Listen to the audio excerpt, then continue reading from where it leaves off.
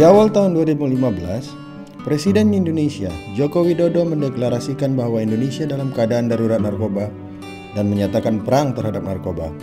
Pada prakteknya, pendekatan punitif ini telah berakibat pada meningkatnya razia dan penahanan yang dilakukan oleh penegak hukum, kebijakan wajib rehabilitasi, dan hukuman mati untuk pengedar narkoba. Organisasi berbasis komunitas, aktivis, dan jaringan pengguna nafza seperti PKNI menentang keras perang terhadap narkoba ini. Hal yang sama sekali tidak efektif, berbahaya, dan menghabiskan dana negara dalam jumlah yang sangat besar. Siapa yang mau suaminya dipenjara sehingga anak-anaknya terlantar tidak diberi makan? Tidak! Yang tidak mau angkat tangan kirinya semua! Yang mau menghentikan pemenjaraan, angkat tangan kiri! Teriakan merdeka! Merdeka! Merdeka! Merdeka! Tidak ada lagi praktek uang, nomor one hero. Nomor. Lihat penghuni penjara makin lama makin banyak diisi oleh pengguna narkotika.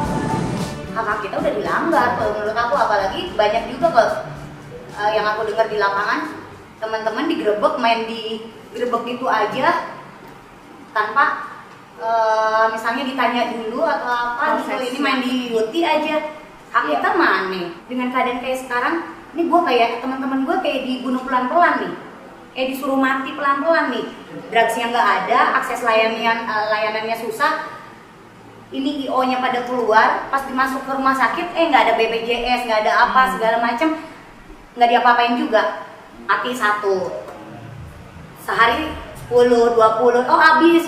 Berarti program yang pemerintah sekarang jalankan berhasil. Nggak seperti itu kalau aku melihatnya, jadi kayak dibunuh pelan-pelan kitanya. Suara pengguna nafza diperkuat oleh para ahli dan akademisi. Pada Juni 2015, sekelompok akademisi mempublikasikan sebuah surat terbuka di jurnal kesehatan terbesar di dunia, The Lancet. Di surat terbuka tersebut, mereka mempertanyakan angka-angka yang selalu digunakan oleh Jokowi untuk menjustifikasi perang terhadap narkoba dan juga meminta agar pemerintah menghentikan pendekatan penghukuman pada pengguna narkoba. Darurat narkoba yang diwacanakan oleh BNN dan Jokowi memang bermasalah ya. Yang pertama adalah bermasalah karena istilah yang digunakan adalah perang. Sedangkan kita tahu di negara yang mengadop cara itu, strategi seperti itu, terutama Amerika Serikat, Thailand ya, itu tidak pernah berhasil. Sama sekali tidak pernah berhasil. Duitnya banyak sekali, penjaranya penuh, masalahnya masih ada. Bahkan secara potensial sebetulnya banyak menggagalkan orang-orang yang punya potensi untuk bekerja dengan baik, kuliah yang baik, tetapi karena tertangkap sedikit-sedikit, ya kan mereka hancur seluruh hidupnya hanya karena war on drugs ini. Menyedihkan ya, pandangan kaum agama terhadap narkoba, pokoknya narkoba itu dosa dan semua pelakunya itu adalah orang yang berdosa. Begitulah agama di Indonesia ini kan adalah agama, kebanyakan yang saya maksud dengan agama itu adalah interpretasi agama yang dikembangkan di masyarakat itu adalah interpretasi yang tidak memanusiakan manusia. Itu problem besar ya dalam melihat kasus-kasus narkoba ini. Sebagai pemuka agama, mestinya kelompok-kelompok ini harus lebih didekati, lebih jauh lagi, bahkan harus ada treatment khusus yang dilakukan oleh pemuka agama untuk mendekati, merangkul.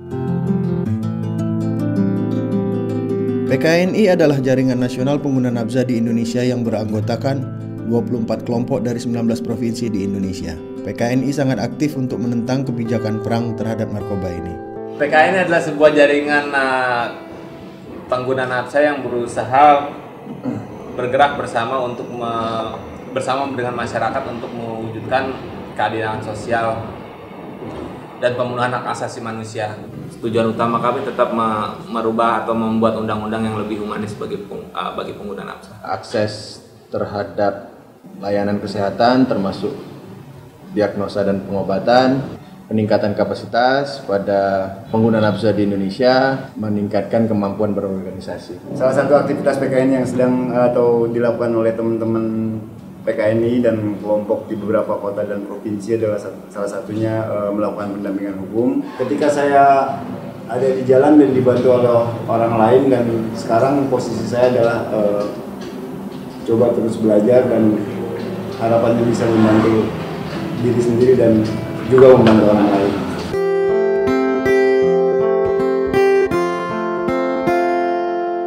Jokowi menyatakan bahwa hukuman mati dianggap perlu sebagai sebuah senjata untuk menekan angka penggunaan narkoba dan juga untuk melindungi generasi muda dari situasi darurat narkoba tersebut.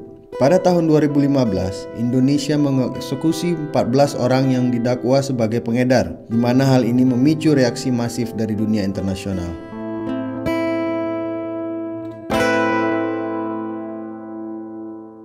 Akhir-akhir ini pesan yang ingin disampaikan pemerintah adalah bahwa Indonesia tegas, tidak memberikan ampunan kepada mereka yang terkait isu peredaran narkotika di Indonesia, tidak segera mengeksekusi, memberikan hukuman death penalty. Hukuman mati tidak terbukti secara ilmiah menurunkan atau ada deterensi dari penggunaan drugs di negara manapun. Jadi sudah terbukti tidak efektif, tidak memberikan dampak jera. Yang kedua, tidak prinsip kebijakan itu bertentangan dengan prinsip hak asasi manusia, bahkan menurut saya bertentangan dengan prinsip esensi dari Al-Quran sendiri. Islam itu bertentangan loh dengan death penalty. Saya punya uraian yang panjang lebar tentang itu, bagaimana Islam itu pro kepada kehidupan. Jadi hanya Tuhan yang bisa mencabut nyawa manusia.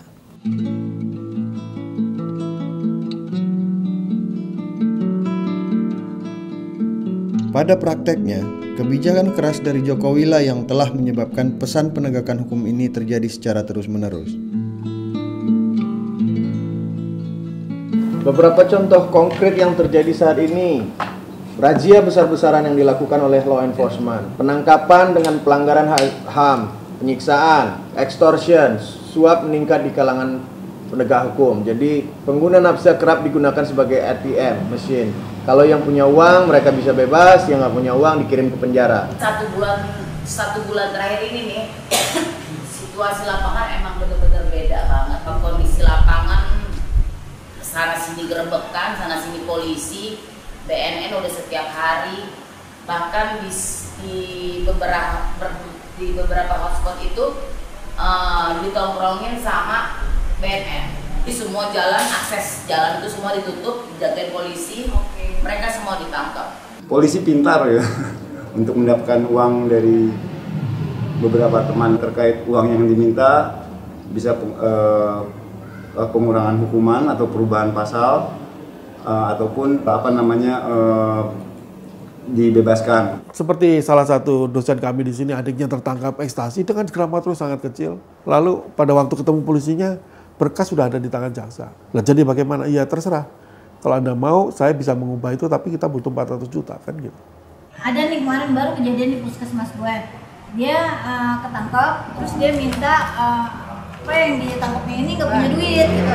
Tapi kata polisinya, yaudah lu cari bandar lo, nanti lu gue bebasin. Jadi tukar kepala lagi. Tapi sama anak-anak metadon juga. Nah jadinya akhirnya jadilah keributan besar kayak metadon ya kan. Iya, jadi pada tonjok-tonjokan kemarin.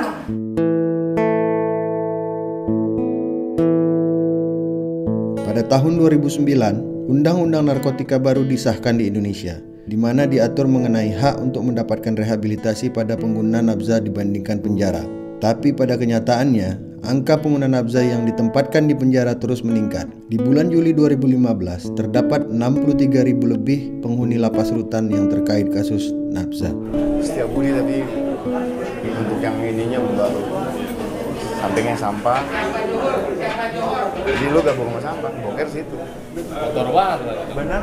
Setiap musim Bersihan sini kan. samping pembuangan sampah. Lu boker plastik, cebok minta ke dalam. Tapi teman-teman semua di sini nggak ada yang 127-nya. Ada, saya 127. Ada 127. Main dulu saya. Jadi Depannya? Mas saya taruh bekas P21 hilang. Berdompatnya dia hilang. Berapa? 10 juta. Lalu kalau di Pondok Bambu itu sendiri gimana? Lo tetap dapat bahan atau gimana? Oh tetap, kalau untuk di dalam rutan ya, peredaran tuh lebih maju di dalam rutan daripada di luar. Dari luar masuk, memang harga lebih mahal di dalam daripada di luar. Barang lebih bagus di dalam daripada di luar. Kalau misalnya ada yang ketangkep atau sewaktu-waktu sidakan, kalau di Pondok Bambu mah paling selti 2 bulan, itu aja. Sel tikus. Nggak dikasih makan 2 minggu. Sel tikus adalah sebuah sel isolasi yang sangat sempit, berukuran 1,5 meter, di mana orang di dalamnya tidak dapat berdiri leluasa, bahkan beberapa hanya bisa untuk duduk saja. Kondisi di penjara Indonesia sangat tidak manusiawi. Hanya uang yang berlaku. Penghuni penjara yang memiliki uanglah yang dapat makanan yang layak, kamar yang bersih, dan tempat tidur yang layak. Mereka yang tidak dapat membayar akan ditempatkan di sebuah ruangan 4 kali 5 meter yang dihuni sekitar 30-40 orang. Penggunaan nabza menyebar luas di dalam penjara. Di beberapa kasus yang disiarkan media, telah ditemukan kasus di mana penghuni penjara dan para penjaga bersama-sama menggunakan nabza di dalam penjara dan bahkan memproduksi nabza di dalam penjara. Resiko penularan penyakit seperti HIV dan hepatitis C sangat tinggi karena di dalam penjara tidak ada akses terhadap alat suntik steril. Kalau responden gue yang menarik adalah dia pertama kali menyuntik di dalam lapas atau rutan, di mana di sana tidak ada jarum baru, itu susah sekali. Bisa-bisa satu jarum itu dipakai satu gedung. Pendekatan pemerintah yang mendominasi implementasi dari darurat narkoba ini adalah wajib rehabilitasi. Badan Narkotika Nasional menargetkan akan merehabilitasi 100.000 pengguna nabza di tahun 2015 dan berencana akan melipat gandakannya setiap tahun. Namun kenyataannya tidak cukup jumlah pengguna nabza yang bermasalah di Indonesia untuk memenuhi target ini. Jumlah pengguna nabza suntik diperkirakan sekitar 74.000 dan mungkin ada 1 juta pengguna nabza lain. Hanya sebagian kecil dari angka tersebut yang memilih untuk ikut rehabilitasi di kurun waktu tersebut. Kami tetap bilang kalau sebanyak-banyaknya pusat perawatan itu baik, tapi akan lebih baik kalau kami bisa mengakses itu secara sukarela, bukan dipaksa oleh siapa-siapa.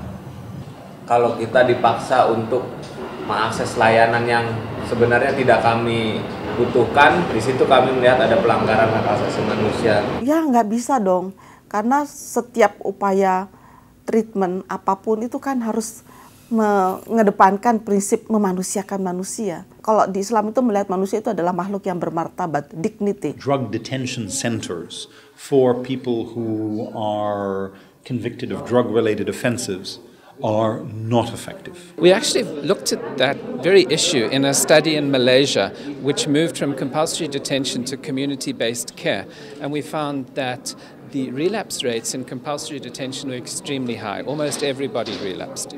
In comparison, in community-based care, the relapse rates were much lower. We actually concluded that community-based voluntary rehabilitation was at least 6 times as effective and at least 12 times as cost-effective as compulsory detention. People who, also in Malaysia, who were able to access low-threshold, community-based harm reduction services were much more successful in preventing HIV infection, hepatitis B and C infection, and the overall process of rehabilitation was much higher. Ada sekitar 450 fasilitas yang menyediakan rehabilitasi di Indonesia. Kualitas dan metodologi yang digunakan oleh mereka sangat bervariasi. Namun pada umumnya, mereka berbasiskan abstinen, dan klien harus mengikuti program rehabilitasi dalam kurun waktu 6 bulan sampai 1 tahun. Banyak tempat rehabilitasi yang diisukan melakukan korupsi dan pelanggaran hak asasi manusia seperti pemukulan, kerja paksa, dan juga dikurung, isolasi dan dirantai kakinya. Metode yang digunakan oleh pihak berwenang untuk mencapai target yang ditetapkan Jokowi mulai dipertanyakan efektivitasnya.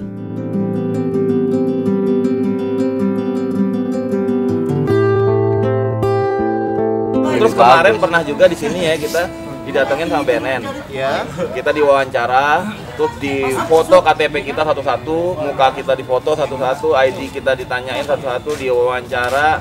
awalnya kita dibilangin sama dokter terkait IPWL, tapi ternyata ujung-ujungnya enggak, ternyata ada penawaran rehab gitu. Cuman yang kita bingung adalah kita kan di sini udah terapi, dan secara yang saya tahu ini termasuk domainnya Kementerian Kesehatan, dan itu udah target dari 100.000 pecandu itu. Kenapa kok data itu diminta lagi kemari? Berarti kan samanya double counting nantinya gitu loh. Dan gua ngerinya anak-anak dicatat dan dipaksa untuk rehab, dijemput di rumahnya. BNN di tingkat lokal dan juga rehabilitasi lain mendapatkan penggantian pembayaran berdasarkan KTP yang dapat dikumpulkan oleh mereka sebagai syarat dapat dilakukannya pembayaran atau reimbursement. Mencapai target menjadi prioritas utama dibandingkan proses asesmen yang benar dari calon klien rehabilitasi ataupun kualitas dari rehabilitasi tersebut. Dua anak yang satu berumur 15 tahun dan satu lagi berumur 17 tahun, mereka pengguna ganja dan ditangkap oleh Badan Narkotika Nasional Kota Jakarta Timur dan dititipkan di rehab tempat teman. Namun mereka lari dari tempat tersebut. Badan Narkotika Nasional Kota meresponnya dengan menangkap orang tua dari kedua anak tersebut, yaitu yang satu berumur 60 tahun dan yang satu lagi sekitar 48 atau 50 tahun. Mereka yang harus menggantikan anaknya ikut ada di dalam rehabilitasi. Kalau kita bawa orang ke rehab BNN, kita dikasih uang 250.000. Kita misalnya ngasih data, saya ngasih data Umi, ini nomor teleponnya, punya di sini, ini, saya dapat dibayar juga 300.000. Nah kalau daftar IPWL, saya bawa orang untuk IPWL itu 150.000.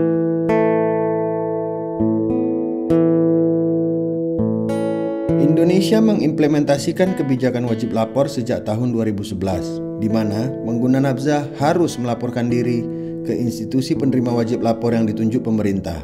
Kalau tidak, mereka bisa didenda atau bahkan dihukum penjara. Begitu juga keluarga dan kerabat dari pengguna nafza yang tidak melaporkan akan menghadapi permasalahan hukum yang sama, yaitu denda ataupun penjara. Diciptakan propaganda setiap orang harus mengawasi orang lain sehingga harus melaporkan dan diberikan insentif oleh pemerintah untuk melaporkan keluarganya. Jadi pemerintah menciptakan teror di kalangan masyarakat sendiri untuk saling mengawasi satu sama lain dan melaporkan kepada aparat penegak hukum. Hal yang sangat menakutkan yang paling buruk yang bisa diciptakan oleh sebuah sistem pemerintahan.